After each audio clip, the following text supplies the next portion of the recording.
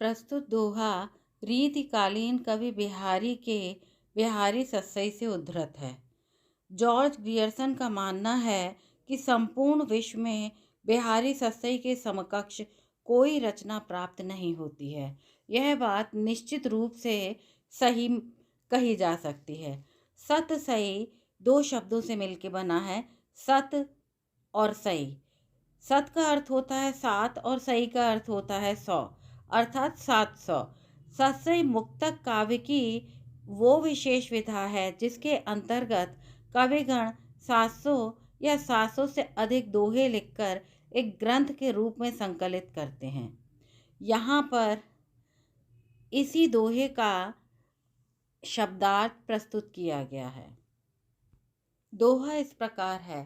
सालत है नट सालसी, क्यों निकसत नाही, मनमत नेजा नोक सी, खूबी खूबी जिय माही।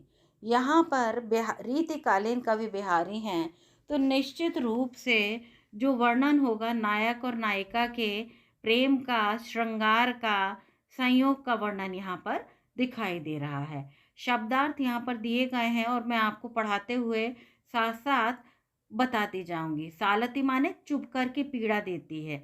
नट सालसी यानी नष्ट शल्य, अर्थात जैसे कि कोई चीज टूट जाती है, जैसे हाथ में फांस छुप करके टूट जाती है तो वो चुभती रहती है, उसी प्रकार नष्ट शल्य यानी कामदेव के भाले की नोक नष्ट शल्य टूट करके हृदय के घाव में खुब गई है, जो कि उन्हें पीड़ित कर रही है। अर्थ इस प्रकार है, देखिए मैंने शब्दार्थ आपको बताया है, फिर से बताऊंगी, समझ में अवश्य आ जाएगा।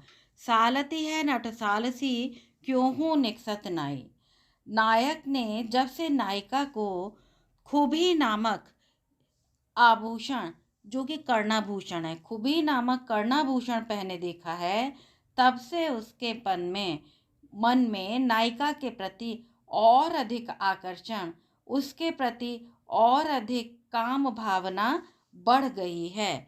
मनमत नेजा नोक सी, खूबी खूबी जिय माही, जो कि उसके हृदय को पीड़ित कर रही है। यानी नायिका का जो कर्णाभूषण है, मनमत नेजा, कामदेव के नेजा माने भाले की तरह नायक के हृदय में खूबी गड़ गया है और वहाँ पर मानो टूट गया है फांस, एक शल्य जो कि मनमत नेजा उसके भाले की नोक जैसे टूट गई है और वो उसको पीड़ित कर रही है। फिर से देखिए कि यहाँ पर वो बता रहे हैं कि जो नायक है, नायक के हृदय में काम भावना और बढ़ गई है। नायिका का कर्णाभूषण खूबी कामदेव के भाले की तरह नायक के हृदय में गड़कर उसे पीड़ित कर रहा है, उसकी काम जनित भावना को और अधिक बढ़ा रहा है।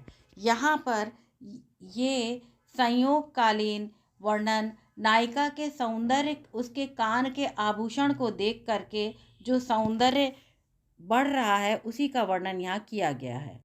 कहने का तात्पर्य यह है कि उस नायिका ने कान में जो खूबी नामक कर्णाभूषण पहना है, उससे उस नायिका की सुंदर छवि और अधिक बढ़ गई है, जिसके प्रभाव से नायक के हृदय में काम भावना और अधिक बढ़ रही है और वो उसे प्राप्त करना चाहता है।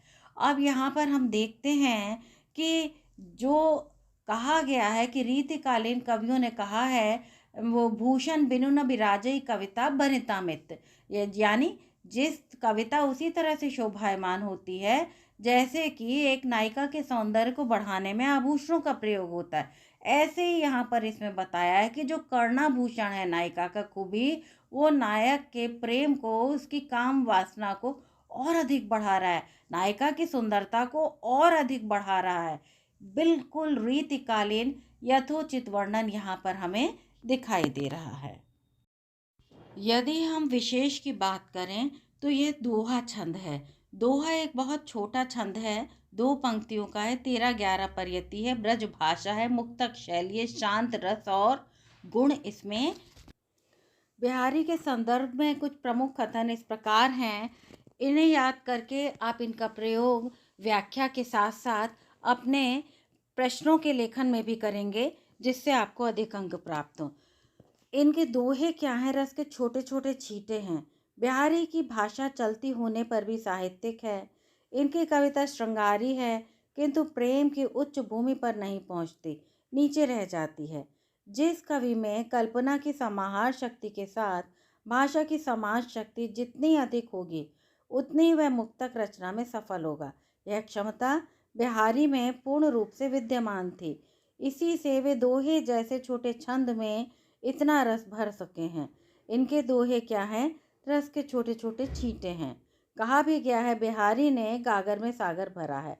यहाँ भी शुक्ल ने उनकी भाषा के विषय में एक कथन स्पष्ट किया है, और राधाचरण गोस्वामी का यह कथन बहुत प्रसिद्ध है। यदि सूर सूर तुलसी ससी उद्गन केशव दास हैं, तो बिहारी पीयूषवर्ती मेघ हैं।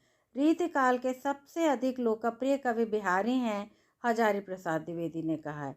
बिहारी सस्सई रामचरितमानस के बाद सबसे अधिक प्रचारित कृति है।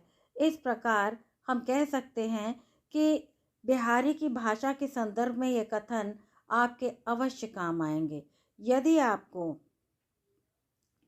मेरे द्वारा भाव साम्य के रूप में हम ये कहेंगे कि उज्जवल वरदान चेतना का सौंदर्य जिसे सब कहते हैं, जिसमें अनंत अभिलाषा के सपने सब जगते रहते हैं। प्रसाद की पंक्तियां हैं, हम केवल शारीरिक सौंदर्य का वर्णन नहीं करेंगे, आत्मिक सौंदर्य का भी वर्णन करेंगे। यहाँ पर जो आपको दिए गए हैं दोहे, इनमें से ज्योतिष ज्ञान का तो नहीं है, लेकिन इसके अतिरिक्त जो अन्य दोहे हैं, उनमें इनके भाव साम्य आपके काम में अवश्य आएंगे।